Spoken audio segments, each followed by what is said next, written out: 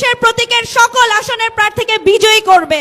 2018 সালে ধানের শীষের প্রতীক নিয়ে নির্বাচন করেছি, এবারও নির্বাচন করছি।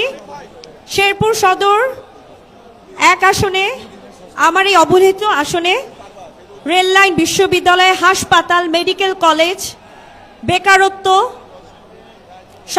কিছুই নেই। আসলে বেকারত্বের হার বেশি, যোগাযোগ ব্যবস্থা নেই, এবং এটা একটা কৃষি নির্ভরশীল এরিয়া হলেও এখানে কৃষকদের কোনো মূল্যায়ন নেই।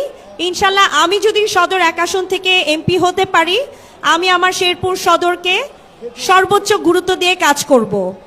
আপনারা জানেন আমি ধানের শীষের মনোনীত বাংলাদেশের যতগুলো প্রার্থী আছে তার মধ্যে সর্বকনিষ্ঠ প্রার্থী, এবং ময়মনসিংহ বিভাগের মধ্যে একমাত্র নারী প্রার্থী আমি। ইনশাল্লাহ আমি শুধু শেরপুর সদর 1 আসনের নারীদের প্রতিনিধিত্ব করব না, ময়মনসিংহ বিভাগেরও একদিন নারীদের প্রতিনিধিত্ব করব, এবং সারা বাংলাদেশে নারীদের প্রতিনিধিত্ব করব ইনশাল্লাহ।